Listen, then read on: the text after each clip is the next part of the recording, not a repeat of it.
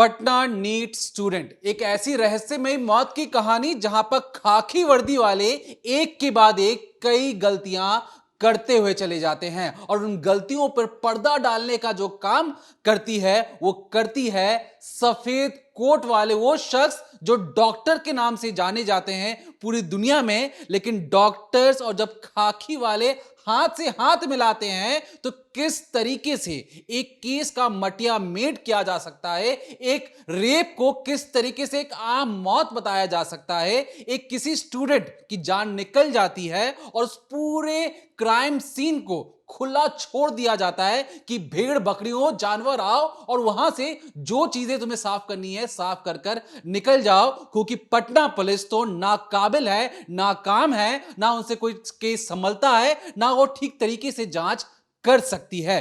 खुद SP on camera आकर पहले कहते हैं कि तो नॉर्मल सा डेथ है, कोई भी सेक्सुअल असॉल्ट नहीं हुआ है। खुद अपने ही बयान को उन्हें पलटना पड़ता है महज 4 दिन के भीतर जब एक नई रिपोर्ट आती है। अब ऐसे एसपी से आप क्या कहेंगे? ये वही एसपी हैं जो मीडिया को सामने आकर बार बार ये कहते नहीं थकते थे कि मीडिया अगर भ्रामक खबरें फैलाएगा तो पटना पुलिस कार्रवाई करेगी। हम उन एसपी साहब से पूछना चाहते हैं, एसपी परिचय कुमार जी से, कि आपने अपना काम अगर ठीक से किया होता तो आज हमें इस वीडियो को बनाकर उस स्टूडेंट, उस बच्ची के लिए इंसाफ नहीं मांगना पड़ता। एक ऐसी बच्ची जो पढ़ने के इरादे से गई थी, एक ऐसी बच्ची जो चाहती थी कि मैं बहुत बड़ी डॉक्टर बनूं, लेकिन वो भेड़ चढ़ जाती है उन भेड़ियों का, जहां पर उन भेड़िए की सांठ गांठ होती है लोकल थाने इंचार्ज से। क्योंकि इस केस में एक लड़की की मौत आपको हर किसी ने बताई, लेकिन आज इस क्राइम तक पर हम आपको सुनवाएंगे एक पिता का दर्द, जहां पर एक और बेटी की उसी हॉस्टल के अंदर मौत हो जाती है, लेकिन किसी को कानो कान खबर नहीं चलती। और पुलिस भी सेम डिट्टो कहानी, जो पटना नीट स्टूडेंट, उसी हॉस्टल के अंदर एक लड़की और मौत होती है, बताती है कि तो नॉर्मल डेथ है। हम वहां पर गए, वहां पर हमने देखा एक लड़की की लाश मिल गई है, उस हॉस्टल के अंदर से निकली हैं 2-2 लड़कियों की लाशें। आज ग्राउंड रिपोर्ट के जरिए एसपी से सवाल पूछते हुए, तमाम फोटोज को दिखाते हुए, ताकि उन चेहरों को आप भी जाने समझे कि खाकी वर्दी वालों ने कहां कहां गलतियां की और उस गलतियों पर पानी डालने का जो पटना पुलिस ने जो काम किया है वो पूरी दुनिया देख रही है, समझ रही है कि पटना पुलिस कितनी नाकाबिल है। तफसील से जानेंगे और हर एक चीज को बारीक से बारीक डिकोड करके बताएंगे। उस हॉस्टल के अंदर की कहानी, एक ऐसी बात कही जा रही है कि हॉस्टल में एक पीछे का दरवाजा भी है और उसके 3rd फ्लोर पर गंदा काम किया जाता है और लड़कियां अक्सर परेशान रहती हैं। अब क्या है अंदर की कहानी, तफसील से जानिए इस डिकोडिंग क्राइम के जरिए। तो एक कहावत है, तू शेर मैं सवा शेर। अब होता यह है कि यहाँ पर जिस तरीके से पुलिस ने अपना एक कदम दिखाया केस को खराब करने के चक्कर में, ठीक उसी तरीके से डॉक्टर्स कहाँ पीछे रहने वाले थे, उन्होंने भी केस को खराब करने के चक्कर में, इन्वेस्टिगेशन को मटियामेट करने के लिए एक ऐसा कदम उठाया जिसके बाद अब डॉक्टर्स की भी थू-थू हो रही है। ये खाकी वर्दी वाले, या यूँ आप समझिए एक विडंबना देखिए, एक लड़की की मौत होती है, अभी तक जो पोस्टमार्टम रिपोर्ट आई उसमें ये चीज़ साफ नहीं आई कि मौत किस वजह से हुई, कौन सा कारण था जिसकी वजह से मौत हुई। लेकिन जो पुलिस के अधिकारी हैं, जो खाकी वर्दी वाले हैं, वो सामने आकर सीधे बोल देते हैं कि मेडिसिन की ओवरडोज से जो मौत है वो लड़की की हो गई है, या उस लड़की ने खुद ऐसा कदम उठाया है। अब एक-एक करके आपको बताएँगे उन पुलिस वालों के बारे में, उन डॉक्टर्स के बारे में जिन्होंने एक ऐसे केस को कमज़ोर करने की कोशिश की, एक हत्या को एक एक्सीडेंटल डेथ दिखाने की कोशिश की और साफ-साफ पोस्टमार्टम रिपोर्ट भी आप यूँ समझिए गलत तरीके से पेश की गई। सबसे पहले जो तस्वीर आप देख रहे हैं, नाम है रोशनी कुमारी, ये थाना इंचार्ज है। इन्हें 6 जनवरी को दरअसल एक सूचना मिलती है कि शंभू हॉस्टल है एक पटना में, वहाँ पर एक लड़की जो है बेहोश मिली है और ऐसा पूरा माजरा है। अब जब इनको पूरी कहानियाँ पता लगती है तो फ़ौरन वहाँ पर भागती हैं। अब देखिए गलतियाँ क्या-क्या करती हैं, आप ध्यान से सुनिएगा। जब भी कोई थाना इंचार्ज होता है, जिसको कोई इनपुट मिलता है कि इस जगह पर कोई केस हो गया या यहाँ पर कोई घटनाक्रम हुआ है, चाहे वो बेहोश हो, चाहे मौत हो, चाहे हत्या हो, ऐसा कुछ हुआ है, तो वहाँ पर आप पहुँचेंगे और सबसे पहले उस जगह का मुआयना करेंगे। अगर वहाँ पर जो भी शख्स है जिसकी बॉडी पड़ी है, चाहे वो लाश हो, चाहे वो जीवित हो, जिसके साथ वो घटना घटी है, उसको अस्पताल पहुँचाया जाएगा। लेकिन उससे पहले पुलिस पूरा एरिया को देखेगी, उसे कॉर्डन ऑफ करेगी। साथ ही साथ जिस तरह से हॉस्टल में एक लड़की की हालत इस तरह से पता लगता है बेहोश मिली है, तो वहाँ पर इन मैडम साहिबा को सबसे पहले जाकर जो हॉस्टल था उसको सर्च करना चाहिए था। कमरे में यानी कि जो बेड जहाँ पर वो पड़ी थी, उसकी अलमीरा, उसके आसपास का पूरा एरिया अच्छे से देखना चाहिए था, उनकी तस्वीरें अपने पास रखनी चाहिए थी और उस हॉस्टल को सील करना चाहिए था। यहाँ तक कि कम से कम उस कमरे को तो आप सील कर सकते थे जिसमें उस लड़की की जो उस अवस्था में जो मिली थी वो लड़की पड़ी हुई बेड पर, लेकिन ऐसा कुछ भी नहीं किया गया। यहाँ पर साफ तौर पर जो मैडम थी उन्हें एफआईआर की प्रक्रिया शुरू करवानी चाहिए थी। इसके अलावा फॉरेंसिक टीम को बुलाना चाहिए था और हर एक जगह पर जांच पड़ताल करनी चाहिए थी। लेकिन होता क्या है इस जगह पर, जब हॉस्टल के लोग, ये जो शंभू हॉस्टल है जहाँ पर आप देख रहे हैं, जो कॉरिडोर आप देख रहे हैं, यहाँ पर लाइन से कमरे देख रहे हैं, इसी कमरे में कुछ लोग जब देखते हैं कि लड़की जो है वो इस अवस्था में पड़ी है, बुलाया जाता है, तो वहाँ पर जो लोग रहते हैं हॉस्टल में, जो आप ये समझिए वार्ड बॉय टाइप रहते हैं लोग, जो हेल्प करते हैं, वो फ़ौरन उस लड़की को अस्पताल ले जाते हैं। अब आप यूँ समझिए, अगर इस तरह से कोई मामला है तो फ़ौरन उसको अस्पताल ले जाया गया, लेकिन पुलिस को इन्फॉर्म नहीं किया गया। चलिए एक बार को मान भी लेते हैं कि सबको लगा कि बच्ची की सांसें चल रही हैं, वो जो लड़की है वो जिंदा है, उसको फ़ौरन अस्पताल ले जाएं तो बच जाएगी, लेकिन फिर भी पुलिस को इन्फॉर्म करना बहुत ज़रूरी था। आप सोचिए 3 दिन तक ये जो पूरा हॉस्टल का कमरा है ये ऐसे ही खुला रहता है, कोई भी जा रहा है उस कमरे में, कोई भी बाहर आ रहा है, बेड पे बैठ रहे हैं, हर जगह पर। तो आप ये सोचिए, क्या जो एविडेंस थे, उस लड़की के साथ उस कमरे में रेप किया गया, कहा जा रहा है 2 घंटे तक वो बच्ची तड़पती रही है, उसके साथ ज़्यादती की गई, क्या सारे जो वहाँ पर सबूत हैं, जो भी सुराग मिल सकते थे, वो ख़राब नहीं हो जाएंगे? एविडेंस जो है वो पूरी तरीके से ख़राब हो जाएंगे, जिसके चलते जो केस है वो कमज़ोर हो जाएगा। और मैडम साहिबा ने, जो रोशनी कुमारी हैं, इन्होंने बिल्कुल भी ध्यान नहीं दिया और पूरी तरीके से जो ये गैर जिम्मेदाराना हरकत उन्होंने दिखाई, जिस वजह से जो पूरा इन्वेस्टिगेशन है वो दूसरे रुख पे चला गया। और इसके चलते जो आगे के पुलिस अधिकारी जुड़ते गए, उन्होंने भी अपनी कहानी उसी तरह से गढ़नी शुरू कर दी। अब अगर यहाँ पर कोई आकर ये बोले कि जो एविडेंस है उनके साथ कुछ गलती नहीं हुई है, हमने जो कमरा है भले उसे सील ना किया हो लेकिन सारे एविडेंस हमें मिल गए, तो ये बताइए कि उसके बाद जो अरेस्ट होते हैं, लगातार 2 से 3 लोग अरेस्ट किए जाते हैं, किस लिए? एविडेंस को मिटाने के चक्कर में, यानी सबूत मिटाने के चक्कर में जो लोग अरेस्ट किए गए।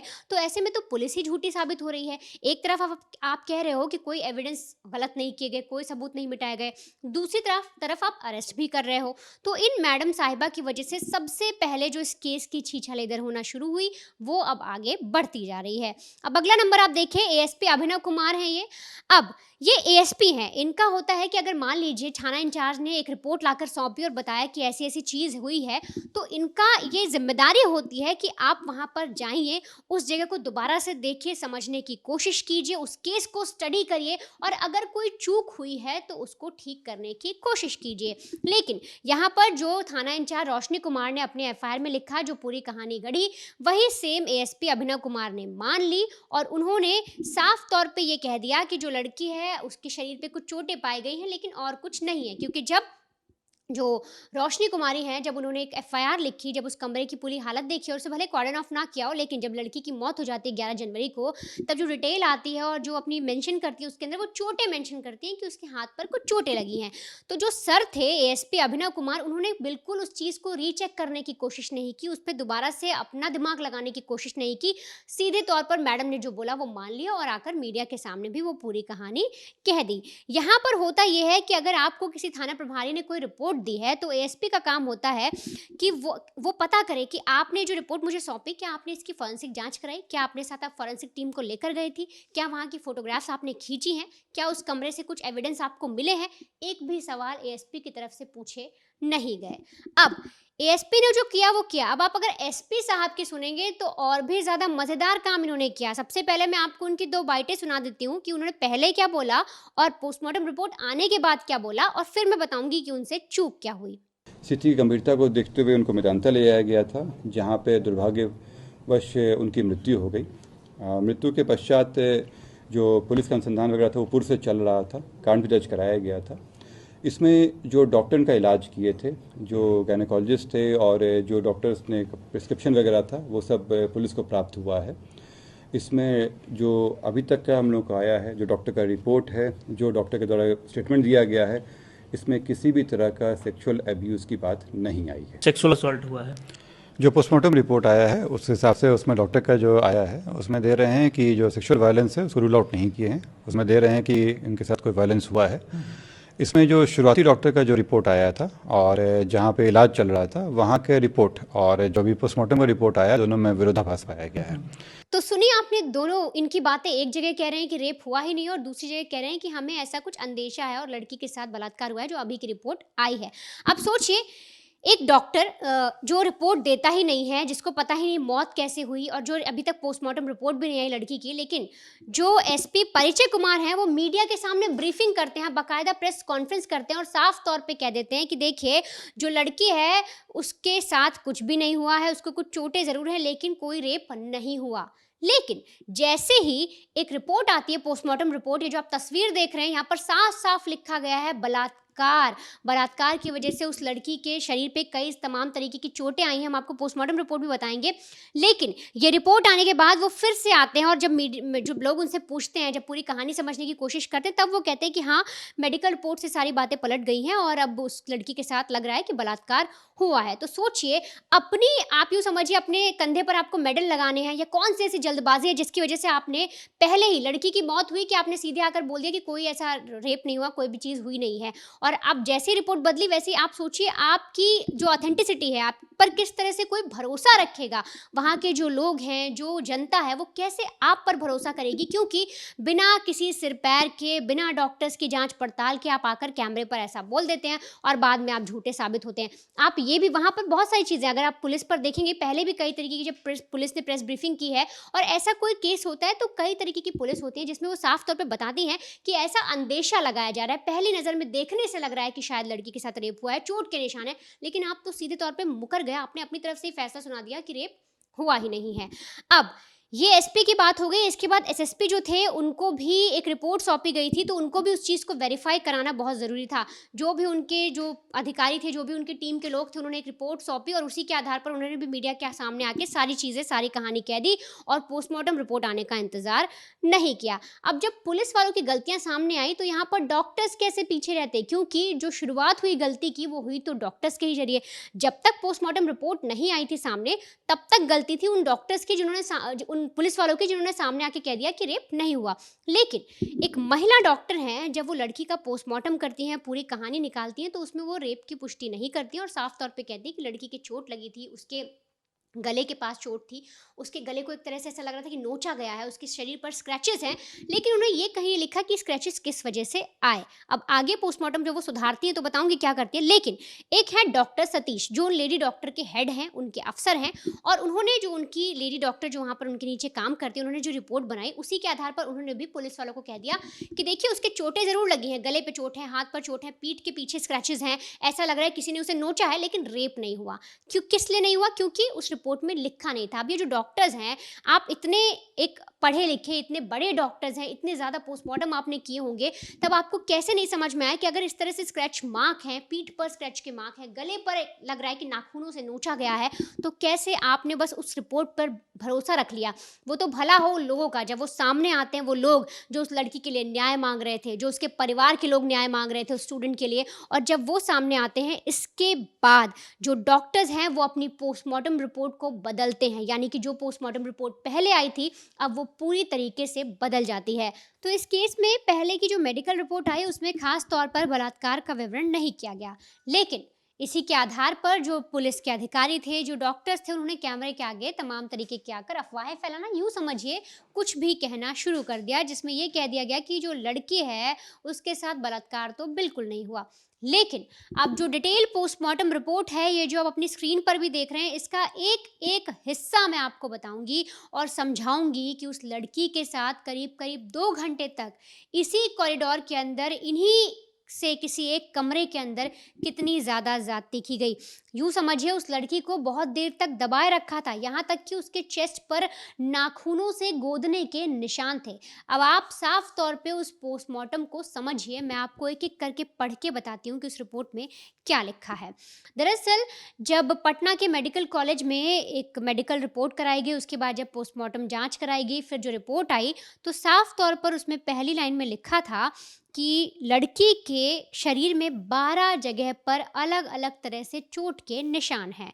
छात्रा की गर्दन, कंधे और चेस्ट को जब डॉक्टर्स ने देखा, जब रिपोर्ट आई, तो उसमें लिखा गया है कि उसकी गर्दन और कंधे पर एक तरीके से नाखूनों के गहरे घाव हैं, जिससे पता लग रहा है कि नाखूनों से उसे दबाने की कोशिश की गई है। यहाँ तक कि डॉक्टर्स ने ये भी कहा कि इस तरह के निशान तब मिलते हैं और इससे ये पता लगाया जा सकता है कि पीड़िता ने खुद को बचाने की बहुत ज़्यादा कोशिश की, यानी कि जब उस पर कोई हावी हो रहा है तो वो अपने आप को बचा रही है, लड़ रही है। इसी वजह से सामने वाले के जो नाखून के घाव, यूँ समझिए निशान थे, उसके जो घाव हैं उसके गले के, गर्दन के, कंधे के और चेस्ट के आसपास बहुत ज़्यादा बन गए हैं। इसके अलावा जो डॉक्टर्स, उन्होंने कहा कि इस जो बॉडी का पोस्टमार्टम किया गया तो साफ तौर पे पता लग रहा है कि उस लड़की ने अपने आप को ज़बरदस्त तरीके से बचाने की कोशिश की और हमलावर उसको ज़बरदस्ती पकड़ता रहा और खींचता रहा। यहाँ तक कि घसीटने जैसे भी जो निशान हैं वो उस पोस्टमार्टम रिपोर्ट में बताए जा रहे हैं। और डॉक्टर्स ने ये भी कहा है कि ये जो चोटें लगी हैं, इससे साफ तौर पे पता लग रहा है कि लड़की ने बहुत ज़्यादा लड़ाई लड़ी है। 2 से 2.5 घंटे तक उस लड़की ने उस कमरे के अंदर बहुत ज़्यादा जंग लड़ी है अपने आप को बचाने के लिए। यहाँ तक कि जो जो रिपोर्ट है पोस्टमार्टम, उसमें लिखा है कि छाती और कंधे के नीचे वाले हिस्से पर मल्टीपल स्क्रैच मार्क्स है, यानी कि खरोच के बहुत ज़्यादा मार्क लगे हुए हैं, जैसे उसे नोचा गया है, खरोचा गया है। और तो और साफ तौर पे ये भी लिखा है कि उसका जो पीठ का हिस्सा है पीछे का, वो नीला पड़ गया, जिससे मैंने आपको रगड़ने वाली बात बताई, तो ये अनुमान वहीं से लगाया जा रहा है। और साफ तौर पे रिपोर्ट में लिखा है कि चेस्ट के पास भी नाखून गड़ाने के और नाखून के घाव के मार्क मिले हैं, एक जख्म मिला है। इसके अलावा पीठ के हिस्से पे कई तरीके के नीले निशान हैं, जिससे पता चल रहा है कि पीठ को किसी कठोर सतह से रगड़ा गया, मतलब कि बहुत ज़्यादा खींचा गया उस लड़की को। इसके अलावा ये भी लिखा है कि जब उसे खींचा जा रहा था तब भी उस तरह के साइन मिलते हैं कि लड़की ने बहुत ज़्यादा संघर्ष किया, अपने नाखूनों से किसी चीज़ को पकड़ने की कोशिश की, अपने हाथों से कुछ चीज़ को पकड़ने की कोशिश की, जिसकी वजह से उसके हाथ और इन सब चीज़ों में भी हल्के हल्के जख्म है, यूँ समझिए लाल लाल रंग के, जो गहरे लाल हो जाते हैं, उस तरह से निशान हैं। इसके अलावा जो डॉक्टर्स हैं, उन्होंने ये भी कहा कि देखिए, जो लड़की है, जब वो पहली बार लाई गई थी तो देखने से लगा था कि चोट लगी हुई है, लेकिन जब उसकी पूरी जांच की गई तो शरीर के बाहर जितनी चोटें हैं उतनी ही प्राइवेट पार्ट्स में भी चोटें हैं, यानी कि इंटरनल पार्ट्स में भी चोट है। उसका जो प्राइवेट पार्ट का जो एरिया है वो भी रगड़ खाया हुआ है, वहाँ भी बहुत ज़्यादा रगड़ने के निशान है और उससे डॉक्टर का कहना है कि शायद इस वजह से उस लड़की को ब्लीडिंग हुई थी। अब आगे जब ये पूरी पोस्टमार्टम रिपोर्ट के बाद और ज़्यादा तहकीकात करवाई गई, पता लगाया गया, तो डॉक्टर्स ने ये भी कहा कि देखिए, जिस तरह से जो संबंध बनने के इशारे हो रहे हैं वो पता लग रहे हैं कि रजामंदी से बिल्कुल नहीं हुए हैं, क्योंकि साफ तौर पे पता लग रहा है कि फोर्सफुली उस लड़की के साथ ऐसा कृत्य किया गया है, उसका रेप किया गया है। जो भी शख्स उस कमरे में था, जो भी हमलावर उस कमरे में था, हो सकता है वो लड़की को जानता हो, ना जानता हो, कोई भी हो, लेकिन लड़की ने अपनी मर्जी से उसके साथ कुछ भी नहीं किया है। इन मार्क्स से, उस ब्लीडिंग के तहत और जो उसके प्राइवेट पार्ट में जो जख्म है, जो रगड़ने के निशान है, जितनी ज़्यादा बॉडी के बाहर उतने ही बॉडी के अंदर भी है, तो पता लग रहा है कि किसी ने ज़बरदस्ती उसके साथ ये काम किया है। और तो और उस रिपोर्ट में कहा गया है कि जो ब्लीडिंग है वो बहुत ज़्यादा ब्लीडिंग थी, पहली नज़र में देखने से लग रहा था कि शायद उसके पीरियड्स की ब्लीडिंग हो सकती है और साथ ही साथ जो रेप किया गया उसकी भी ब्लीडिंग हो सकती है, और दोनों जब इस तरह से मिल गई तो डॉक्टर्स का पता लगाना भी थोड़ा मुश्किल हो रहा था। लेकिन साफ तौर पर डॉक्टर्स ने कह दिया है कि देखिए, सेक्शुअल वायलेंस तो हुआ है। और तो और लास्ट में साफ तौर पर लिख दिया गया, जैसे आप देख रहे हैं बलात्कार लिखा है, तो यौन शोषण की पुष्टि कर दी गई है और आगे के लिए जो पूरा सैंपल्स हैं वो विसरा रिपोर्ट के लिए सुरक्षित रखे गए हैं और एम्स के लिए दोबारा से एक बार जांच कराई जा रही है। डॉक्टर का कहना है कि जब ये पोस्टमार्टम रिपोर्ट आई तो हम एक बार फिर से जांचना चाहते हैं, तो उसे एम्स भेजा गया है। लेकिन जो लेडी डॉक्टर थी, जिन्होंने पहले मेडिकल रिपोर्ट बनाई थी, जिन्होंने मेडिकल किया था और उसके आधार पर उन्होंने ये कह दिया था कि रेप जैसी कोई चीज़ नहीं है, उन्हें पहली नज़र में नहीं लगा, तो जब उनसे पूछा गया और सारी चीज़ें निकाली गई तो उन्होंने भी कुछ चीज़ें बताई। उन्होंने कहा कि देखिए, हमें ऐसा लगा कि उस दौरान लड़की जो थी उसके पीरियड्स चल रहे थे और इसी वजह से खून जो है बहुत ज़्यादा बह रहा था, और उस तरह से जब हम उसका अनुमान लगाने की कोशिश कर रहे थे तो पहली नज़र में ये नहीं पता लगा पा रहे थे कि वो जो ब्लीडिंग हुई थी वो पीरियड्स की ब्लीडिंग थी या फिर उस लड़की के साथ गलत काम किया गया, रेप किया गया, उसकी ब्लीडिंग थी। हालांकि वो जो लेडी डॉक्टर हैं वो ये ज़रूर कह रही हैं, उनकी रिपोर्ट में अब ये ज़रूर आ रहा है कि हमें ये ज़रूर पता लग रहा था कि उसके प्राइवेट पार्ट पर जख्म है और जख्म जैसा कुछ तो दिखाई दे रहा था, जिससे पता लगता है कि उस लड़की के साथ सेक्सुअल असॉल्ट किया गया है और ऐसी कोई चीज़ें, यानी ऐसे कोई घटनाक्रम उस लड़की के साथ घटा है, किसी ने उसके साथ ज़बरदस्ती की है। यहाँ तक कि जो डॉक्टर्स हैं वो ये कह रहे हैं कि अगर पीरियड्स के दौरान उस लड़की के साथ रेप हुआ, तो हो सकता है जो स्वैब टेस्ट ले और जो आगे की जांच हो वो कहीं कहीं प्रभावित हो सकती है। हो सकता है सही तरीके से उसकी जांच ना हो पाए या कुछ सुराग जो है वो छूट जाएं, लेकिन फिर भी डॉक्टर्स जो हैं, अब जब पूरा केस एक तरह से पीछे जा रहा था, बैकफुट पर जा रहा था, लेकिन अब डॉक्टर्स हैं वो साफ तौर पे कह रहे हैं कि भले वो पीरियड्स की ब्लीडिंग हुई हो उस वक्त और जो जख्म थे उसके आधार पर हम किसी भी तरीके से किसी भी हद तक जाके सबूत इकट्ठा करेंगे और जो आरोपी है उसको पकड़वाने में मदद करेंगे। यहाँ तक कि जो अस्पताल की पहली रिपोर्ट आई थी मेडिकल की, उसमें ये चीज़ कही गई थी कि लड़की के पर खरोच के निशान है और हेड इंजरी है, जिस पर अभी भी बात की जा रही है कि पोस्टमार्टम रिपोर्ट में लिखा गया है कि पता लग रहा है कि लड़की के सिर पर किसी चीज़ से या तो वार किया गया या कोई चोट लगी है, जिसकी वजह से उसके सिर पर एक गहरा जख्म है और इससे अनुमान लगाया जा रहा है कि शायद उसको जब खींचा गया या उसके साथ जब जबरदस्ती की गई या उसे धक्का दिया गया तब उसके सिर पर ऐसी चोट लगी होगी। तो अब जो आपने पोस्टमार्टम डिटेल ये पूरी देखी है, इसके आधार पर पुलिस को इन्वेस्टिगेट करने की ज़रूरत है, क्योंकि सोचिए एक कमरे के अंदर एक हॉस्टल जहाँ पर माँ बाप उस बच्ची को पढ़ने के लिए भेज रहे हैं और सोच रहे हैं कि बड़ा सुरक्षित जगह है, हमारी बच्ची रह रही है, सिक्योरिटी के अंदर रह रही है, वहाँ पर इस तरीके से 2 घंटे तक उस बच्ची के साथ रेप किया जाता है, उसको टॉर्चर किया जाता है और किसी को भनक तक नहीं लगती। और आप समझिए, जिस तारीख को इस लड़की के साथ ऐसा कृत्य होता है, 6 जनवरी को, तारीख याद रखिए क्या, उसी दिन इसी हॉस्टल के अंदर एक लड़की मृत पाई गई। क्या आपको इस खबर के बारे में जानकारी है? होगी भी नहीं, क्योंकि इस खबर को दबा दिया गया। आप सबसे पहले उस लड़की के पिता के जरिए सुनिए वो क्या अपना दुख दर्द बयां कर रहे हैं और बता रहे हैं किस तरह से उनकी बेटी की लाश मिली थी और किसी को इस बात की खबर भी नहीं है और किस तरह से हॉस्टल में ऐसे कृत्य होते रहते हैं। पहले आप ऑडियो सुनिए, फिर आपको आगे समझाते हैं। ये 6 जनवरी को आपकी बेटी के साथ भी कुछ घटना हुई है क्या? हाँ, क्या मामला है, बताएंगे धर्मेंद्र जी? कोई मामला था, हॉस्टल में रख के आए हैं बच्चे, तो सब ठीक कर रहा है। ये 6 जनवरी को ही हुआ है? जी 6 जनवरी को ही घटना हुई है? हाँ, 6 जनवरी को। कब से हॉस्टल में रह रही थी, किस हॉस्टल में रह रही थी? Perfect PG girl hostel. अच्छा, कब से रह रही थी उसमें? उसमें रह रही थी 23 जून से। 23 जून इसी पिछले 2025 से? जी हाँ। किस चीज की पढ़ाई कर रही थी वो? नीट की तैयारी कर रही थी। वो भी नीट की तैयारी कर रही थी? अच्छा, ये बताइए कि मतलब क्या मालूम पड़ा आप लोगों को पहली बार? 4 तारीख को तो उसको छोड़े हैं। हाँ जी 30 तारीख को घर आई थी जी 4 तारीख को जाकर उसको छोड़े हैं। 5 को भी बच्ची से बात हुआ जी 6 तारीख को भी 9 बजे बच्ची से बात होती है जी 1 बजे मेरे पास मैसेज आता है कि बच्ची ने कर ली। जी हमको जाने के पहले बॉडी उतार दिया जाता है, PMCH जी का रद्दी कर दिया जाता है। जी इमरजेंसी वार्ड में रख कर मेरे को बताया जाता है कि आपका बेटी की जी। डेथ हो गई।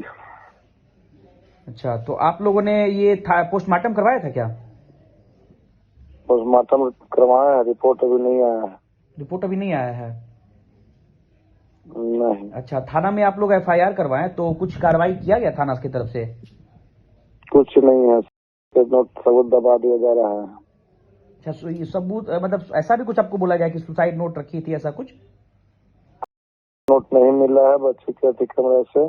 ठीक है, ठीक ना। अच्छा कुछ उसका दोस्त को जो बॉयफ्रेंड होता है उसका 1-2 फोटो मिला है साथ में। अच्छा, तो क्या आप लोग को कुछ मतलब कुछ संदेह है किसी पे कि क्या मामला हो सकता है? संदेह यही है, कहने का मतलब है कि उसको मैंने क्या नहीं है उसको। अच्छा हम संज्ञान में भी लिख के दिए हैं। जी। हम्म। और ये हॉस्टल संचालक की तरफ से कुछ बातचीत हुई आप लोगों की? कुछ नहीं, बात करने के लिए रेडी है। ठीक ना। पुलिस से प्रशासन से मिली भगत है जी इस 15 तारीख को भी गए हैं उसका हॉस्टल में। जी सब पुलिस मिली भगत जाने के पहले ही फोन कर देता है। जी वहाँ से निकल जाता है। वार्डन भी एक खबर मिली थी। जी।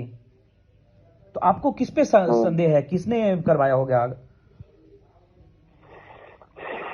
अब किस पे हम कहें सर जी, कहने का मतलब है मतलब पुलिस उचित कार्रवाई कर रही कि नहीं? पुलिस की कार्रवाई से आप लोग संतुष्ट हैं कि नहीं, पुलिस की कार्रवाई से हम खुश नहीं हैं। नहीं है? आपको जानकारी है कि 6 जनवरी को ही एक और लड़की का मामला आया है जो भी पूरा जी मतलब हाँ हाँ, तो वो भी नीट की ही छात्रा थी। जी मालूम चला है। वो तो 9 तारीख को हाईलाइट हुआ, 10 तारीख के। अच्छा, और आपकी बेटी भी हम तो नीट की तैयारी कर रही थी? हाँ, नीट की तैयारी कर रही थी।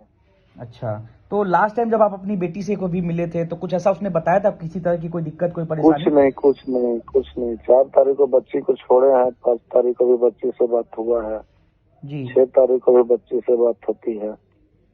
अच्छा परेशानी रहता तो जरूर बताती। अच्छा, कितना उम्र होगा उनका? 10 का जन्म था सर जी। क्या? 24 सितंबर 2010 का जन्म, डेट ऑफ बर्थ। मतलब वो भी अभी 18 साल से कम की ही थी?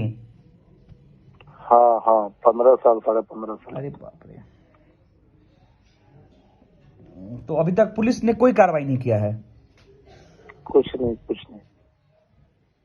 आपसे 2 मुलाकात? लड़का पे FIR किए थे, 2 लड़का बिना परमिशन के जो अंदर घुसा है, जब वो हॉस्टल में जी। जेंट्स के अलाव नहीं है, 2 लड़का ऑटोमेटिक क्यों घुसता है? जी बिल्कुल। घुस के डायरेक्ट उसको जाके बॉडी उतारता है। जी। लड़का को दोनों मैंने हॉस्टल का कोई मैंने वार्डन हो, चाहे उसको खाना बनाने वाला हो, जी। पकड़ता है, पुलिस के हवाले करता है। पुलिस में संज्ञान में मैं देता हूँ, जी। FIR दोनों के नाम से करता हूँ। जी। एक तो लड़का को छोड़ दिया जाता है रात भर रखने के बाद। जी। आप चिंता मत कीजिए, हम कैसे जाने के हमारा चैनल आपके इस मुद्दे को उठाएगा। ठीक है, आपकी बेटी को के साथ जो घटना हुई है उसको लेकर के हम लोग उसको उठाएंगे, ताकि पुलिस भी कुछ कार्रवाई करे। हम लोग बात करते हैं कल। जी। तो सुना आपने, जिस लड़की की मौत 6 जनवरी को हुई उस केस में भी वैसा ही हुआ जिस तरीके से जो नीट की स्टूडेंट थी जिसकी जो डेथ है वो 11 जनवरी को हुई, बिल्कुल वैसा ही पुलिस ने इसमें भी इन्वेस्टिगेट किया। यानी कि पुलिस के आने से पहले सारे सबूत मिटा दिए गए, कमरे को साफ कर दिया गया, हॉस्टल में क्या हुआ किसी को पता ही नहीं, और पुलिस ने सुनवाई तक नहीं की। सोचिए, ये जो नीट की स्टूडेंट जो 17 साल 18 साल की बताई जा रही है लड़की, जिसकी पोस्टमार्टम रिपोर्ट अब आई है, उसकी जांच जब परिवार वाले आगे आए, प्रोटेस्ट हुआ, तो सामने भी आई एक और लड़की जो 6 जनवरी को उसी हॉस्टल में मृत पाई जाती है। उसके बारे में कोई पूछ भी नहीं रहा और किसी को पता तक नहीं है कि उसी हॉस्टल के अंदर एक और ऐसा केस हुआ है। तो आखिर ये हॉस्टल जो है ये क्यों शक के दायरे में आ रहा है? क्या इस हॉस्टल में पहले भी ऐसे कुछ कांड होते रहे हैं? क्या इस हॉस्टल में सच में कोई ऐसा एक दरवाजा है सीक्रेट जहां से बताया जा रहा है कि जो इसका केयर टेकर है, जो इस बिल्डिंग का मालिक है, वो लड़कियां सप्लाई करने का काम करता है?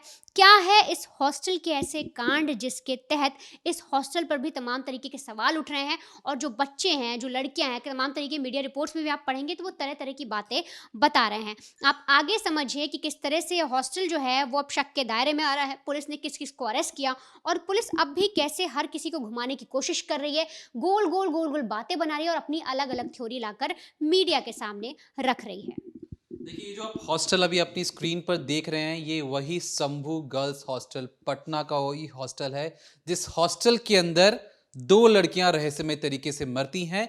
एक की खबर हर कोई बात कर रहा है, दूसरी लड़की की जो मौत हुई है वो इतनी रहस्यमयी बना दी गई कि उसकी खबर तो बाहर ही नहीं आई। ये जो आप कमरे देख रहे हैं, एकदम पतला सा गलियारा है, और इस गलियारे के आखिर में जब आप जाएंगे तो आपको नजर आएगा लिफ्ट वाला हिस्सा, उसके ठीक ऊपर कैमरा लगा है। ये वही कैमरा है जो एक तरीके से इस गलियारे में हर एक चीज को वो अपनी अंदर कैद करता हुआ चले जाता है।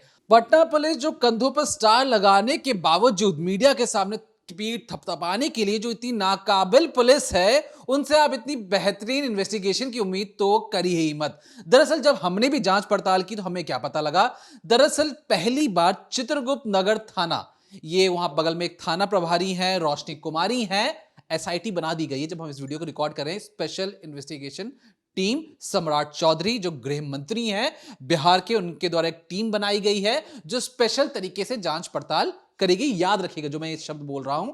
अब होता क्या है, ये जो चित्रगुप्त नगर थाना, उनके पास जो थाना प्रभारी थी रोशनी कुमारी, जो एसआई हैं, सब इंस्पेक्टर हैं, उनके पास फोन जाता है कि मैडम, एक शंभू गर्ल्स हॉस्टल में एक लड़की की लाश मिली है, आप फौरन आ जाइए। मैडम उस वक्त गांधी मैदान में थी। वो अपने ड्राइवर से कहती हैं कि चलो हॉस्पिटल जाना है, एक लड़की की मौत हुई है। अस्पताल ले जब वो जाती हैं, लड़की को देखती हैं, और लड़की जो है, जो बच्ची है, उसे एक अस्पताल से दूसरे अस्पताल, दूसरे से तीसरे अस्पताल ले जाया जा रहा था, क्योंकि एक पहली बार में अगर आप किसी अच्छे अस्पताल में ले जाते तो फौरन ही इलाज हो जाता। और एसपी साहब तो खुद डंकी की चोट पर आके कह रहे हैं कि हमने तो उनको एक अच्छे प्राइवेट हॉस्पिटल में रेफर करवा दिया था।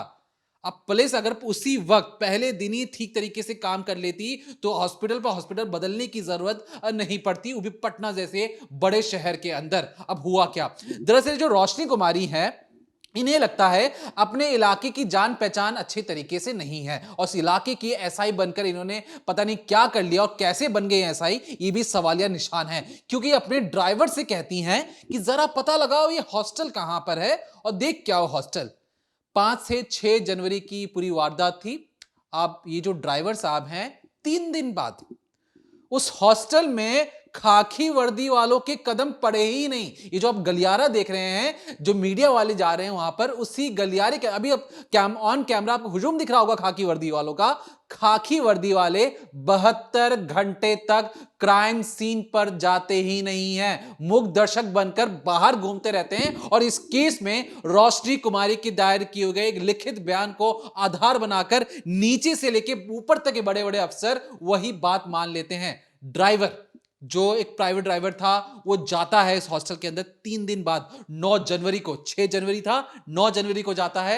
दरवाजा खटखटाता और कहता है कि हमें अंदर आने दीजिए। हॉस्टल वाले क्या कहते हैं, अरे आपको परमिशन नहीं है अंदर आने की, आप कैसे अंदर आ सकते हैं, गर्ल्स हॉस्टल है। डराने धमकाने की कोशिश की गई।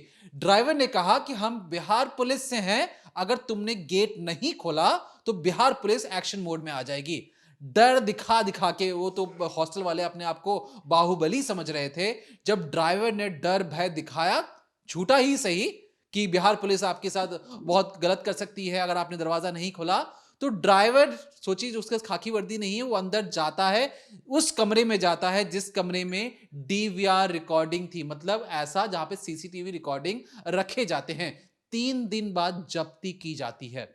रोशनी कुमारी एसआई, आपसे सवाल है, सवाल ये कि जब एक लड़की की मौत होती है, आपको संजीदा होना पड़ता है, कॉर्डन ऑफ करना पड़ता है क्राइम सीन को। उस क्राइम सीन पर कोई ना जाएगा ना आएगा, बिस्तर, पिलो, चादर, हर एक चीज को फॉरेंसिक एविडेंस के पास भेजना पड़ता है। लेकिन एसआई मैडम ड्यूटी कर रही थी, ड्राइवर को बोल रही थी कि जाके पता लगा हॉस्टल क्या है, छोटा मोटा मैटर होगा, गरीब के बच्चे हैं यार, गरीब के बच्चों पे इतनी जांच पड़ताल करके अपना टाइम बर्बाद क्यों करना। ये जो मानसिकता है, इसको बदलने की जरूरत है मैडम रोशनी कुमारी। और मैडम रोशनी कुमारी ने एक रिपोर्ट बनाई। रिपोर्ट में कहानी बताया कि देखिए, लड़की के पास से तो नींद के टैबलेट मिले हैं, और बहुत ज्यादा नींद के टैबलेट मिले थे, तो बॉडी को हमने यहां पे भेजा, फिर उसको हम आगे करते हुए चले गए, और इसी को आधार बनाकर जांच पड़ताल आगे बढ़ती चली गई। और एसपी साहब उसी पर डॉक्टर और जो अपनी सबसे जूनियर इन्वेस्टिगेटिव और जो मैडम थी, उनके आधार पर पेश कर देते हैं। अब सवाल ये बनता है कि जब नींद के टैबलेट है, उस पर रजिस्ट्री मार्क होता है, उस मार्क से आप पता लगा सकते हो कि इस दवाई को कहां से और कब और किस वजह से लिया होगा, कहां पे मैन्युफैक्चर था, इसे किस दुकान पे जाना था। कोई इन्वेस्टिगेशन नहीं। मतलब एक तरीके से सोचिए कि आप 21वीं शताब्दी में है, कह रहे हैं कि हम दुनिया की तीसरी या चौथी सबसे बड़ी अर्थव्यवस्था, या कहीं सबसे तीसरी या चौथी सबसे अमीर देशों में से एक हैं। उसकी पुलिस की कार्यशैली देखिए कि पटना जैसे बड़े शहर में, बिहार के अंदरूनी इलाके में तो पता नहीं क्या होता होगा, पटना जैसे बड़े शहर में मैडम इन्वेस्टिगेशन करना ही भूल जा रही हैं। न टैबलेट के बारे में पता लगाया जा रहा है, क्योंकि टैबलेट भी तब आपको मिलता है जब मेडिकल स्टोर में जाते हैं कि आप पर्ची दिखाते हैं कि डॉक्टर ने रिकमेंड किया है कि मुझे नींद के टैबलेट इतने ही देने चाहिए। 29-30 टैबलेट मिल जा रहा है, कैसे मिल जा रहा है, कहां से लाया जा रहा है, कोई जांच पड़ताल नहीं। अब इसके बाद रोशनी कुमारी एसआईटी का हिस्सा नहीं है, दूसरे थाने के लोगों को इंचार्ज बनाया गया है। जब हमने जांच पड़ताल की, सूत्रों से हमने पता किया, तो मैडम अभी भी जांच पड़ताल कर रही हैं। वो जांच पड़ताल जो उन्हें पहले दिन और उसी वक्त करना चाहिए था, उस घर पर क्राइम सीन पर जाने से बचती रही। और कह रही थी कि मेरे पास ड्यूटी है गांधी मैदान में, तो मेरे पास वहां पे ड्यूटी है। अरे बहाने मारने से अच्छा अगर वो काम कर लेती तो बहुत बेहतरीन काम हो सकता था और बहुत जल्दी इसको सुलझाया जा सकता था। अब बात करते हैं कि मैडम की गलती हमने आपको बता दी और इसी वजह से पुलिस से बहुत बड़ी क्या क्या चूकें हुई हैं, आप उसको समझिए। फिर मैं आपको इस हॉस्टल की कुंडली बताता हूं। एक ऐसे रहस्यमय दीवार, उस दीवार के अंदर ऐसी चीजें चल रही थी जो पुलिस शायद जानबूझकर उसके अंदर कदम नहीं रखना चाहती थी कि सबका मोटा कट बना रहता है, सबको आसानी से चीजें चाहिए और सबका पैसा या जेब पैसों से भरा होना चाहिए, और इसलिए 3 दिन तक कुछ नहीं होता। दरअसल पुलिस से सबसे बड़ी गलती क्या हुई? पुलिस ने बिना जांच पड़ताल किए पहले बता दें कि सामान्य मौत है। दरअसल पोस्टमार्टम में आपने जिस तरीके से वर्णित आपको समझाया, गर्दन पर, कंधे पर, चेस्ट पर, नाखून के अंदर, हर जगह किसी ना किसी तरीके से, एक तरीके से झगड़ा करने के, अपने आप को बचाने की कोशिश के जो सबूत थे वो चीख चीख कर गवाही दे रहे थे। तो ऐसे में एसआई मैडम, डॉक्टर्स, इन सबको भी जांच के घेरे में लेने की जरूरत है कि क्या ये कुछ बहुत बड़ी वारदात को छिपाने की कोशिश कर रहे थे। दूसरा, एक एसपी साहब जब ऑन कैमरा आते हैं, इतनी जल्दी आपको क्या था? ये वही एसपी हैं, जो अधिकारी हैं, जो मीडिया को कहते थे कि अगर आपको अपना काम संजीदा से करना चाहिए, अच्छे तरीके से करना चाहिए, भ्रामक खबरें नहीं फैलानी चाहिए, तो एसपी सर, आप जो अधिकारी हैं, कंधों पे आपके सितारे, आप आईपीएस हैं, आपसे सवाल यह है कि अगर आप अपने ही नीचे जो काम करने वाले ऑफिसर्स से अगर आप ठीक तरीके से काम नहीं ले पा रहे, तो शायद एसपी, पटना शहर का एसपी रहना शायद मुश्किल हो रहा है, आपसे शहर संभल नहीं रहा, क्योंकि आपने फटाफट अपने एक डॉक्टर्स के बयान पर, अपने एक जूनियर्स के बयान पर आधार को बनाकर फटाफट सोचा कि मुझे क्या इन्वेस्टिगेशन करना, मैं तो एक बड़े एसी कमरे में बैठकर फटाफट बयान दे देता हूं, क्या फर्क पड़ता है। और बार बार वो डॉक्टर को कोट कर रहे हैं। लेकिन अगर उन्होंने जांच पड़ताल कर ली होती कि क्या रोशनी कुमारी, आपने कॉर्डन ऑफ किया था, फॉरेंसिक को भेजा था, जो डॉक्टर्स हैं, क्या पोस्टमार्टम रिपोर्ट आने का इंतजार नहीं कर सकती थी ये लोग? ऐसी कौन से पुलिस वाले आपने देखे होंगे जो शुरुआती मेडिकल रिपोर्ट क्या सुन के ही सीधा मीडिया के सामने बैठ जाते हैं और प्रेस कॉन्फ्रेंस करना शुरू कर देते हैं? मैंने तो आज तक नहीं देखा। लेकिन ये पटना पुलिस है और एसपी साहब को वाहवाही चाहिए थी। पहले एक बार गैंगस्टर ने गोली मार दी एक बड़े बिजनेसमैन को, उसमें भी कुछ नहीं हो पाया। इस वाले केस में भी मटियामेट कर दिया। लेकिन सिर्फ थपथपाई करने के लिए, नए जो गृह मंत्री सम्राट चौधरी को दिखाने के लिए कि हम तो बहुत एकदम इमरजेंसी के साथ काम कर रहे हैं, तो ये कहीं ना कहीं सवालों के घेरे पर है। अब कोई रेप नहीं हुआ, पोस्टमार्टम में रेप का चीजें आ जाती हैं, फिर मुंह बन जाता है एसपी साहब का।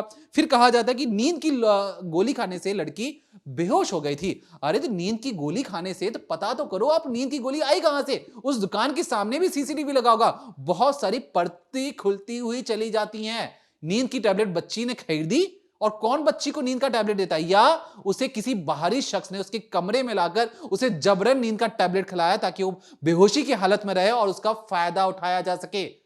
ये किसी ने सोचा? नहीं सोचा। बिहार पुलिस की नाकामी है ये। दूसरी चीज, नींद की गोलियों का ओवरडोज हो चुका था। अब नींद की गोलियों का ओवरडोज हो चुका था, तो क्या बच्ची पहले भी ऐसी नींद की गोलियां लेती थी? कहां से आई? कोई जानकारी नहीं।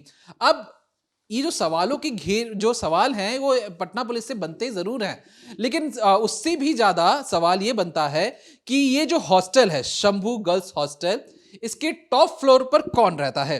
टॉप फ्लोर पर अगर मैं आपको कहूं, एक तरीके से जो संचालक मनीष है, मनीष एंड फैमिली इसके टॉप फ्लोर पर रहती हैं। इनकी एक और जो मैडम है, नीलम अग्रवाल, उनके नाम पर एक पूरा हॉस्टल है, जो बिल्डिंग आप अपनी स्क्रीन पर देख रहे हैं। इनके 2 बेटे भी हैं। जब से ये सारी चीजें हुई हैं, दोनों बेटे फरार हो चुके हैं, लेकिन एक जो केयर टेकर था मनीष, वो एक तरीके से इस पूरे को संचालन देख रहा था। अब मनीष तो साहब की जो कहानी है वो भी बहुत ज्यादा इंटरेस्टिंग है। 2020 तक वो सिर्फ 15,000 रुपए कमाते थे और महज 6 सालों के अंदर स्टॉक मार्केट ले लीजिए, मुंबई का या न्यूयॉर्क का ले लीजिए, अमेरिका का ले लीजिए, वो पानी मांगेंगे मनीष साहब के सामने, क्योंकि महज 6 साल के अंदर करोड़ों की कमाई सिर्फ 15,000 रुपए की सैलरी से इस शख्स ने कैसे इतना बड़ा अंपायर खड़ा कर दिया, खुद पुलिस वाले भी नहीं समझ पा रहे। और बड़े बड़े बिजनेसमैन तो इनके सामने नतमस्तक हो जाने चाहिए, मनीष साहब के सामने। क्योंकि जब हमने इनके ऊपर जांच पड़ताल की तो हमें पता लगा कि बतौर वार्ड बॉय वार्ड बॉय काम क्या करते थे, जो हॉस्पिटल में एक तरीके से जो मेल नर्स का जो काम होता है, जो एम्बुलेंस से उतार कर ले जाना, देखभाल करना, उसका काम क्या करते थे मनीष। अब मनीष के पास कहानी क्या आती है। मनीष कोरोना के वक्त में ऑक्सीजन की जो सप्लाई का एक तरीके से टेंडर हासिल करते हैं। अब ये जो वो ऑक्सीजन, उस वक्त कोरोना था, लोगों को ऑक्सीजन सिलेंडर की जरूरत पड़ रही थी, ऐसे में सरकार को चाहिए था कि जहां से मिले, जैसे मिले, फटाफट एक सिलेंडर की एक स्टेशन बनाया जाए जहां से ऑक्सीजन का सप्लाई किया जा सके अस्पतालों के अंदर।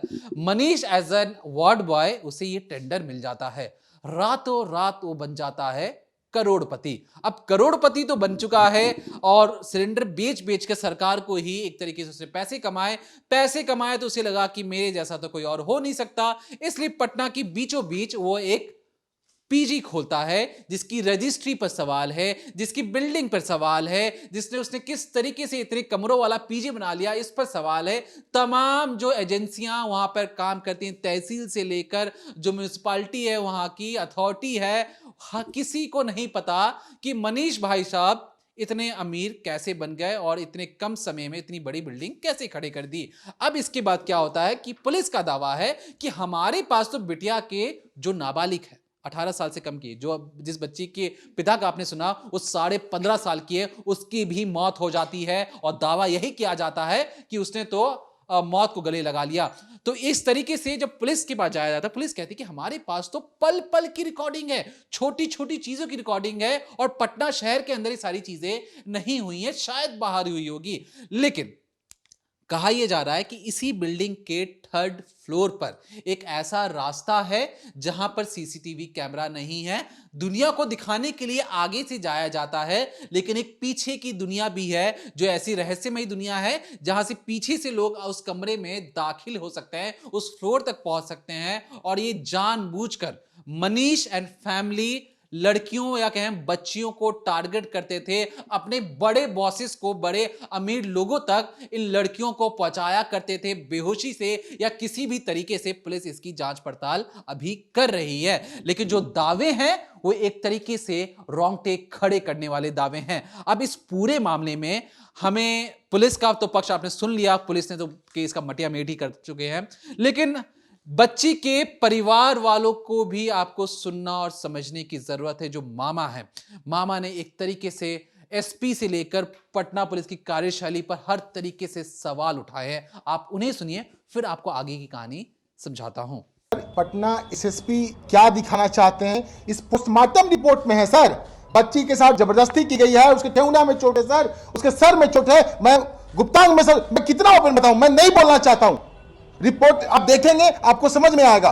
बच्ची के सर में चोट है, बच्ची के सर यहां पे पूरा गर्दन पर सर नाखून का स्क्रैच है सर। वो बच्ची आखिरी दम तक लड़ी है सर। वो उन दुष्कर्मियों से अपने आप को बचाने की सर कोशिश की है। एक बड़ा ग्रुप काम कर रहा है, मासूम बच्चियों को उठाया जाता है, उनके साथ सामूहिक बलात्कार किया जाता है। कुछ शर्म लिहाज से कुछ बोलते नहीं है, कुछ पैसे से दब जाते हैं, और कुछ जो नहीं होता उस बच्ची की हत्या कर दी जाती है सर। वो बच्ची जीवित थी सर, प्रभात मेमोरियल अस्पताल में। इन डॉक्टर की टीमों ने, मैं तो उन डॉक्टरों को कहूंगा, बिहार के जितने भी चिकित्सक हैं, ये आप महामानवों के बीच में ये भेड़िया है, डॉक्टर सतीश भेड़िया है, इसके अविलंब गिरफ्तारी होनी चाहिए। मैं बिहार के डीजीपी साहब से अनुरोध करूंगा, गृह मंत्री से अनुरोध करूंगा। आप एक तरफ बिहार में नए निर्माण की बात करते हैं, बिहार में बेटियों की रक्षा की बात करते हैं, सुरक्षा की बात करते हैं, और हमारे जहानाबाद की बेटी के साथ अन्याय हुआ, हमारे मान सम्मान, हमारे अस्मिता के साथ खिलवाड़ हुआ। पैसे पर वो डॉक्टर बिक गया है, वो माफिया, उसका अविलंब लाइसेंस रद्द होनी चाहिए। एक बात ये भी सामने आ रहा है कि जो गिरफ्तार हुआ उसका भी अपना अस्पताल सर। ये मैं कह 10 साल पहले सर जो हॉस्टल संचालक 5,000 के रेंट पे वो रहते थे, आज सर वो 100 करोड़ से ऊपर के वो लोग मालिक मालकिन है। कैसे अचानक से कैसे हो जाता है सर? इस रिपोर्ट को पढ़िए। उस बच्ची के लिए सर हम लोग न्याय की मांग कर रहे हैं। पटना एसएसपी ने कहा कि लोग राजनीति चमकाने, किसको शौक है सर अपने घर की बच्ची को एक चौराहे पर रखकर उसे सबको रख करके राजनीति चमकाने का? भगवान ने करे ऐसा दिन एसएसपी साहब को दिखाया कोई? आप कैसे एक प्राइवेट अस्पताल के डॉक्टर के स्टेटमेंट आपने पीसी कर दिया, और ये एसडीपीओ आप कैसे कर दिए? ये पुलिस महकमे पे हमें बिल्कुल भरोसा नहीं है। एसआईटी का गठन हो, या तो फिर इस केस को सीबीआई को दिया जाए, या फिर कोई और संस्था है जहां पे पूरी ईमानदारी से इस केस की जांच की जाए। पड़ताल की जाए। हम यह मांग करते हैं सर, हमारे न्याय मिले। पुलिस पर भरोसा नहीं है आपको? बिल्कुल भरोसा नहीं है सर। मुझे यह समझ में नहीं आता है कि पटना के एसएसपी साहब, आप पटना के एसएसपी हैं, आपकी जिम्मेदारी पूरी पटना की है। आप कैसे प्राइवेट अस्पताल की डॉक्टर के स्टेटमेंट में आपने कैसे पीसी कर दिया और पूरे बिहार को कैसे बताने की कोशिश की कि उस बच्चे के साथ कुछ नहीं हुआ है? कैसे आप पटना के एसएसपी हैं? उस बच्ची को सर ड्रग्स इंजेक्ट, उसकी बॉडी में सर इंजेक्ट किया गया, नशे की गोलियां दी गई। सर किसी भी पटना के किसी भी आप मेडिकल स्टोर पे जाइए, मैं दावे के साथ कह सकता हूं सर, बिना प्रिस्क्रिप्शन के आपको एक नींद की गोली कोई नहीं देगा। और उसके कमरे में सर उतनी सारी गोलियां बरामद की गई। तो सुना आपने, जो लड़की के या बिटिया के मामा है उनका यह कहना है कि एसपी साहब ये कह रहे हैं कि लोग राजनीति कर रहे हैं। अब खुद जो बिटिया के मामा उनका कहना है कि अगर राजनीति करनी होती तो किसी की बिटिया को इस तरीके से दर्दनाक मौत देकर उस पर राजनीति नहीं होती। और एसपी साहब किस तरीके से बयानबाजी करते हैं नहीं समझ में आता। एक प्रोफेशनल, एक वर्दी पर सितारे लगाए हुए ऑफिसर को ऐसी कार्यशैली, ऐसी भाषा तो कतई नहीं बोलनी चाहिए। उनको संयम के साथ, समझदारी के साथ अपना वक्तव्य देना चाहिए, ना कि ऐसी बोली बोली कि अरे तो राजनीतिक है, राजनीति के लिए कर रहे हैं, तो पहले तो मौत हुई, सामान्य मौत थी, फिर पलट जाते हैं। शहर संभल नहीं रहा कप्तान साहब आपसे। कप्तान साहब, या आपके नीचे जो लोग रह रहे हैं वो इतने नाकाबिल है कि आपका ही नाम खराब हो रहा है। और इस नाम खराब की वजह से हमने अपने रिपोर्टर को कोशिश की कि उस हॉस्टल के अंदर भेजें। आपको उस कमरे के बारे में हम नहीं दिखाएंगे क्योंकि क्राइम सीन है। अब तक तो बिहार पुलिस की जो कार्यशैली है उसका तो रत्ती रत्ती साफ कर दिया गया हुआ उस कमरे का, लेकिन उस गलियारे में, जिस गलियारे में वो लड़की रहती थी, वहां की ग्राउंड रिपोर्ट दिखाएंगे, जिससे आपको देख के समझ में आएगा कि वहां पर हालात कैसे थे, क्या क्या चीजें होती थी, कमरे कैसे थे और उस दरवाजों पे क्या क्या चीजें लिखी हैं। आप देखिए, फिर आपसे आगे बताते हैं आपको पूरी जो पुलिस की थ्योरी है। मैं अभी मौजूद हूँ पटना के शंभू गर्ल्स हॉस्टल में, और आप देख सकते हैं कि यहाँ की क्या स्थिति है, किस तरह का रूम सब बना हुआ है। हर एक रूम के बाहर नंबर लिखा हुआ है और उसके बाद रेट भी लिखा हुआ है। कई जगह रेट भी लिखे हुए हैं कि 7,500 रुपये में सिंगल बेड, और डबल बेड अगर आप लेते हैं तो 8,500 में। तो ये आप देख सकते हैं। और उसी तरह देखिए, हर एक रूम के दरवाजे पे कुछ कुछ लिखा हुआ है। जैसे आप D6 ये रूम नंबर है, इसमें लिखा है if you are friendly so you can come in, और साथ ही लिखा हुआ है डेंजर जोन। तो इसी तरह के कई शब्द लिखे हुए हैं हर एक रूम के बाहर। कहीं पर लिखा हुआ है डोंट डिस्टर्ब।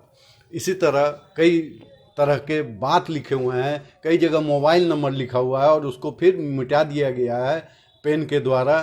तो सचमुच का लग रहा है कि ये रहस्यमय तरीका से यहाँ पर कुछ हो रहा था जो पता नहीं चल रहा था। और गायत्री जो 17 साल 2 महीना 4 दिन की थी, और उसकी मौत इसी हॉस्टल में रहने के बाद, घटना के बाद, अस्पताल में जाने के 2 दिन रहने के बाद हुई है। और उसके बाद पुलिस का बार बार बयान चेंज होना आप देख सकते हैं कि लोगों में आक्रोश बना हुआ है। खास करके परिवार वाले साफ तौर पर कहना है कि उस लड़की के साथ कुछ दुष्कर्म हुआ है, और जबकि पुलिस बार बार कह रही थी कि नहीं, उसके साथ दुष्कर्म नहीं हुआ है। लेकिन जैसे ही पोस्टमार्टम रिपोर्ट आया, उसके बाद बार बार चेंजिंग हुई। 2 डॉक्टर का 2 तरह का बयान आया, और बयान आने के बाद आप देख सकते हैं कि किस तरह का पुलिस का अब व्यवहार हो रहा है। खास करके SIT की टीम का गठन किया गया। जितेंद्र कुमार राणा यहाँ आए हुए थे और वो SIT के हेड हैं, और उन्होंने कहा कि इसकी जांच की जा रही है, और जांच के बाद ही हम लोग बता सकते हैं कि आगे क्या कार्रवाई होगी। अभी फ़िलहाल जो है इस हॉस्टल के जो मालिक थे, जो मकान मालिक थे, उनको गिरफ्तार कर लिया गया है पुलिस द्वारा, और उनसे पूछताछ की जा रही है। साथ ही CCTV भी खंगाले जा रहे हैं। संदिग्ध अवस्था में सभी माहौल को देखा जा रहा है। अब ये 5 मंजिला से 6 मंजिला बिल्डिंग है। हर एक जगह CCTV लगा हुआ है, इसीलिए गलत कुछ होने का कोई संभावना नहीं बनता। और अगर कुछ होता था तो नेचुरल है कि CCTV में जरूर आता होगा। आप छोटे छोटे रूम देख सकते हैं कि बने हुए हैं। ये देखिए सिंगल बेड का ये रूम है, और यहाँ पर भी जरूर कोई ना कोई रहता होगा। इस तरह का बना हुआ है। अब आपने हॉस्टल के बारे में तो देख लिया, अब पुलिस के पास भी 4 थ्योरी है। पहली थ्योरी कि पटना पहुंचने से पहले जो लड़की है वो जहानाबाद से एक तरीके से 1 बजे बैठती है, 3 बजे पटना उतर जाती है, महज 2 घंटे के अंदर, आधे घंटे के अंदर हॉस्टल पहुंच जाती है। पुलिस का मानना है कि क्या बीच रास्ते में ऐसी कोई वारदात हुई होगी बच्ची के साथ जो पहली नजर में शायद नहीं होगा, क्योंकि सीसीटीवी में वो हर तरीके से अच्छी तरीके से दिख रही है। अपने घर वालों से उसने बातचीत किया, वहां पे कुछ नहीं दिखा। दूसरी थ्योरी कि हॉस्टल पहुंचने का 3:30 के आसपास पहुंचती है बिटिया और शाम के 8 बजे के आसपास इसकी बेहोशी की हालत में इसे अस्पताल भर्ती करवाया जाता है। तो इन 5 घंटों के अंदर क्या, जो पुलिस का मानना है, बिहार पुलिस का, आप समझ सकते हैं कि वो किस तरीके से कार्यशैली है उनकी, उनका मानना है कि क्या बिटिया कहीं बाहर गई होगी, तो उनका कहना है कि शायद अब तक उनके पास ऐसी कोई चीजें है ही नहीं, उसी हॉस्टल के अंदर ऐसी कोई वारदात नहीं हुई है। अब जैसा कि मैंने आपको बताया, उस हॉस्टल के 3rd फ्लोर पर ऐसा कहा जाता है कि वहां पर एक्सेस है बैक डोर के जरिए। अब रात के 8 बजे इतनी नींद की टैबलेट कहां से आती हैं, इसके बारे में भी पुलिस जांच पड़ताल कर रही है। तीसरी थ्योरी, क्या जो क्राइम हुआ है वो हॉस्टल के भीतर हुआ है, इस पर भी जांच पड़ताल की जा रही है। चौथी कि क्या किसी करीबी से कई बार इसकी जो बिटिया है उसकी बातचीत होती, तो एक खास नंबर पर वो बिटिया बात कर रही थी, कोई अनजान व्यक्ति तो नहीं था, बल्कि उसके जो इनर सर्कल है, जो जिसके जानने वाले, उससे वो अक्सर बातचीत किया करती थी। तो कहीं ना कहीं ये जो सारी चीजें हमने आपको बताने की और समझाने की कोशिश की है, उसमें अगर जो खाकी वर्दी वाले हैं आपके ऊपर एक तरीके से इज्जत की ओर से, इंसाफ की ओर से, आप इंसाफ के वो सिपाही हैं जिनके भरोसे आम जनता रहती है। अगर आप ही अगर अपनी कार्यशैली इस तरीके से चलताऊ कार्यशैली रखेंगे तो लोगों का भरोसा टूटेगा। खाकी वर्दी अगर कहीं रास्ते पे दिख जाती है तो लोगों को लगता है कि ये वही शख्स है जो हमें इंसाफ दिलवाएगा। इस पूरे समाज में जितने भी नेगेटिव लोग हैं उसमें से खाकी वर्दी वाला कहीं खड़ा दिख जाए तो वो पॉजिटिव इंसान कहलाता है। अब ऐसे में उसी पॉजिटिव इंसान के कंधों पर जब सितारे लग जाते हैं तो वो कहीं ना कहीं अपनी ड्यूटी भूल जाते हैं कि उन्हें किस तरीके से काम करना चाहिए, जिसके लिए उन्हें शपथ ली थी कि हम जनता के लिए काम करेंगे, वो जनता को भूल चुके हैं। रोशनी कुमारी एसआई से लेकर एएसपी, एसपी, एसएसपी तमाम लोग, और इस पूरी कड़ी में तो डॉक्टर्स का नाम भी शामिल हो चुका है, क्योंकि इस पूरे केस में ना क्राइम सीन पर जाया जाता है, बच्ची के नाखून से लेकर पीठ से लेकर तमाम पोस्टमार्टम, आप समझते हैं होता क्या है पोस्टमार्टम में, एक जब इंसान की मौत हो जाती है तो उसके एक डॉक्टर के आंखों के सामने उसकी पूरी लाश साबुत रखी जाती है। वो बारीक से बारीक चीज अपनी आंखों से देख के बता सकता है, लेकिन वहां पर भी डॉक्टर्स ने छुपा दिया। रोशनी मैडम उस जगह पर नहीं गई, जो संचालक था उसे बचाने की भरसक कोशिश की, लेकिन शायद पोस्टमार्टम हाउस तक इन हॉस्टल चलाने वालों की पहुंच नहीं थी। और ये क्या शायद हो सकता है जो हॉस्टल वाले हैं ये छोटी मछली हो, बड़ी मछली नहीं चाहती थी। बड़ी मछली ने मेडिकल रिपोर्ट तक तो एक तरीके से मान लिया कि हम उसको पैसे देके खरीद सकते, पोस्टमार्टम वाले डॉक्टर्स को शायद वो नहीं खरीद पाए, और इसी वजह से ये जो पूरा केस है घूम गया, घूमकर सवाल खड़े कर गया कि एक रेप केस को किस तरीके से आम मौत दिखाने की कोशिश की गई बिहार पुलिस के द्वारा। एक केस में और याद दिला दूं आपको चलते चलते, अगर आपको सर्च करना है खुद गूगल पे जाके सर्च कीजिए, शिल्पी गौतम मर्डर मिस्ट्री, एक ऐसा केस जो बहुत ही ज्यादा रहस्यमयी है, और उसमें भी जो पटना के उस वक्त के जो एसपी थे, किस तरीके से उसने मटिया मेट किया है कि इस केस को भी कुछ इसी तरीके से बनाने की कोशिश की गई थी। अब उस पर हम ज़्यादा आपको नहीं बताएंगे, लेकिन आप खुद जाकर समझदार हैं, जाके सर्च कीजिए, आप खुद समझ जाएंगे कि पटना पुलिस और बिहार पुलिस को अपने कार्यशैली प्रोफेशनल बनने की ज़रूरत है। अपने आसपास इर्द गिर्द दिल्ली पुलिस, यूपी पुलिस, इन तमाम लोगों को देखें, समझें कि किस तरीके से जांच पड़ताल होती है। नॉर्थ ईस्ट की पुलिस को देख लीजिए, किस तरीके से इन्वेस्टिगेशन किया जाता है। ऐसे चलता हो इन्वेस्टिगेशन मत क्या कीजिए, जमाना बदल चुका है, हर एक चीज़ ऑन कैमरा होती है। पुलिस वाले अगर कुछ चीज़ें बोल दे तो उसे सच मान लें, ऐसी गलतफहमी अपने अंदर से निकाल दीजिए, क्योंकि आज बच्चा हर एक चीज समझता है कि वो पहले वाला जमाना नहीं रहा कि आपने गरीब जनता को कुछ झूठ बोल दिया तो सच मान लें। आज झूठ के परत उखाड़ कर सच को बाहर निकाला जाता है कब्र से, और बिहार पुलिस अगर ये चाहती तो कर सकती थी बहुत पहले ही। तो फिलहाल के लिए हमारी कोशिश इस डिकोडिंग क्राइम के जरिए आपको सच से अवगत करवाने की, गलतियों को बताने की, तस्वीरों को दिखाकर कि आप जानिए कि आप ही के द्वारा टैक्स के दिए हुए पैसे से इनकी सैलरी जाती है, और उसके बावजूद ये काम अगर ठीक से नहीं कर पाते तो हमारा काम है इन पर सवाल उठाना। तो फिलहाल के लिए देखते रहिए decoding crime, Monday to Friday शाम 7:30 बजे ओनली ऑन क्राइम तक।